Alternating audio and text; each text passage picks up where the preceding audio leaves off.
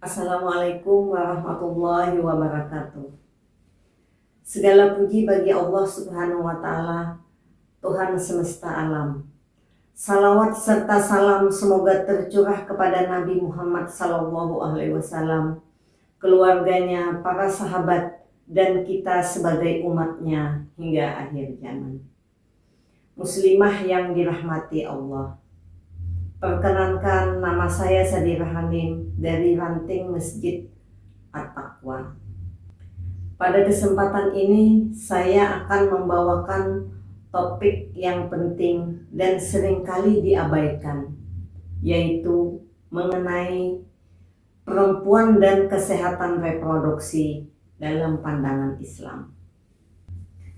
Topik ini terdiri ada beberapa bagian.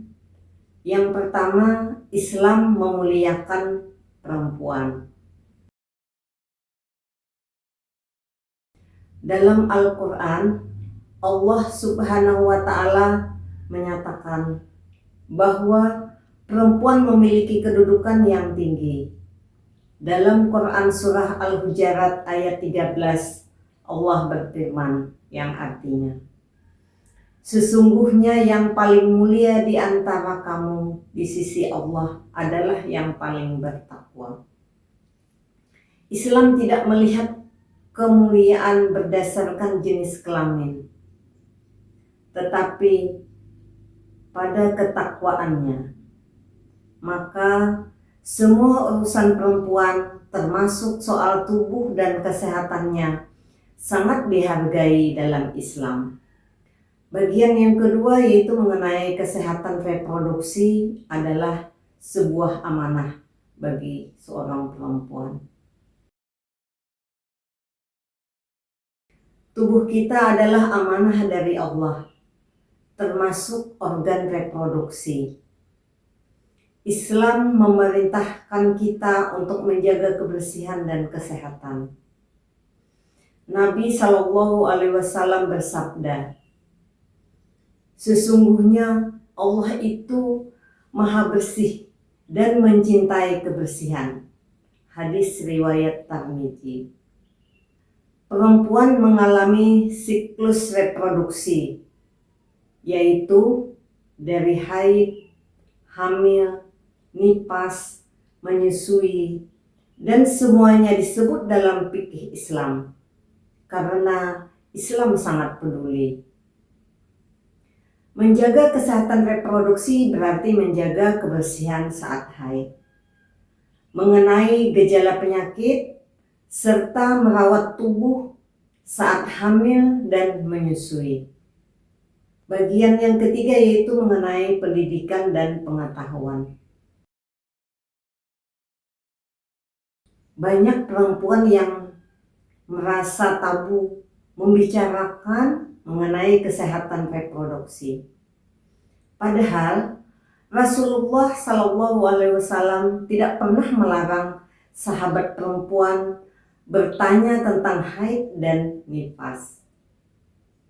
Dalam Islam, menuntut ilmu itu wajib, termasuk ilmu tentang tubuh kita sendiri. Orang tua harus membekali anak perempuannya dengan pemahaman tentang pubertas, menstruasi, dan pergaulan yang sesuai dengan syariat Islam.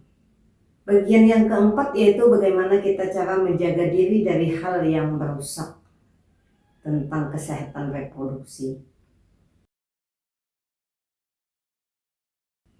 Islam juga melarang semua hal yang merusak tubuh dan kesehatan, seperti zina dan pergaulan bebas. Dalam Quran Surah Al-Isra ayat 32, dan janganlah kamu mendekati zina.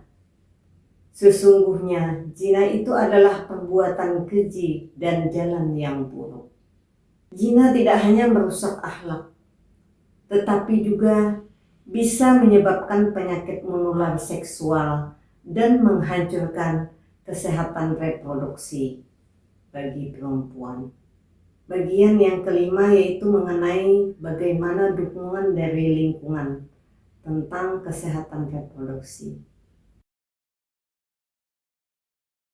masyarakat harus membuka ruang edukasi dan sehat dan islami.